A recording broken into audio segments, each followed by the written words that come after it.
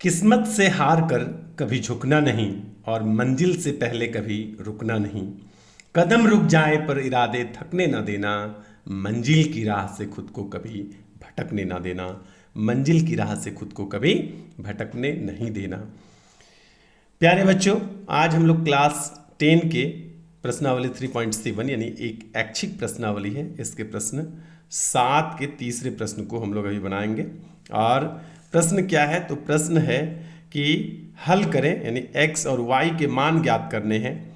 यहाँ पर दो समीकरण आपको दिए गए हैं। पहला समीकरण है x बटे ए माइनस वाई बटे बी इज इक्वल टू 0 और दूसरा समीकरण है ये A X plus B Y is equal to A square plus B square.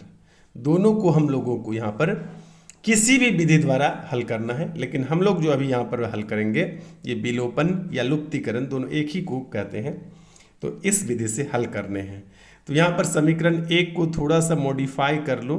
Modify करने में क्या है कि दोनों जो बटे में है a और b, इसका एलसीएम लेंगे तो ए बी हो जाएगा नीचे, और b से x को गुना करेंगे तो क्या हो जाएगा bx, और फिर a से y को गुना करेंगे, बीच में जो माइनस है मैं ये माइनस रख देता हूँ, और ये हो जाएगा a गुना y ए वाई, और इज इक्वल टू 0 है तो 0।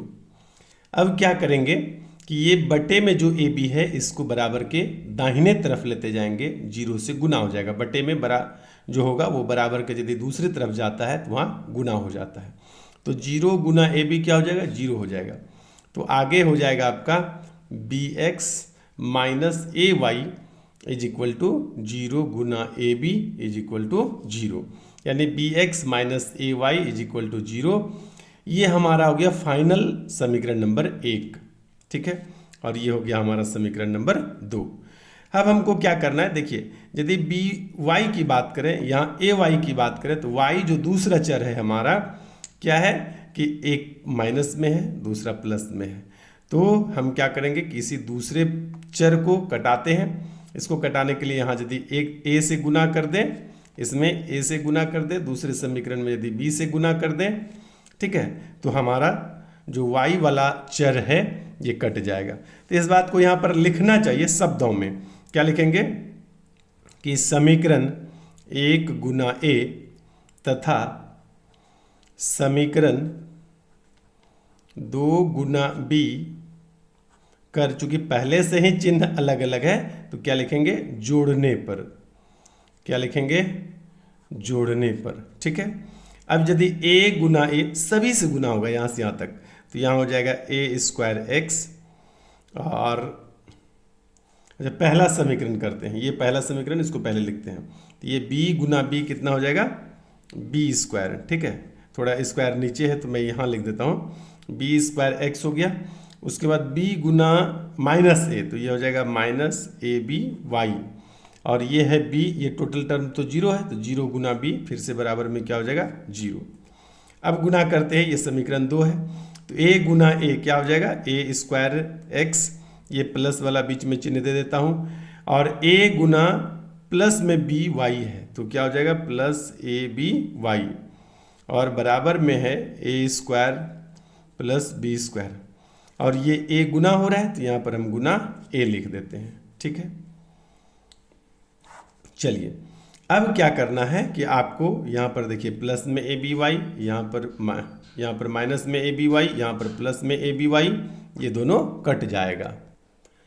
अब जो बचा हुआ है इसको हम लोग क्या करेंगे कि उतार लेते हैं। तो यहाँ पर बचा हुआ है ए स्क्वायर और प्लस में बी स्क्वायर, और ये जो एक्स है और ये एक्स जो है इसको हम बाहर कर लेते हैं। इस तरफ में चूंकि 0 है तो उसको उतारना नहीं है। इधर क्या है? ए स्क्वायर और प्लस बी स्क्वायर, और बाहर में a है गुना में तो उसको भी लिख लिए। तो देखिए गुना में इधर भी ए बी स्क्वायर है और इधर भी गुना में ए बी स्क्वायर है, दोनों को कटा दिए तो यहाँ पर x बराबर क्या हो गया? a। अब x का मान दोनों में से किसी भी समीकरण में रख करके आप हल कर सकते हैं, ठीक है। तो कैसे हल करेंगे?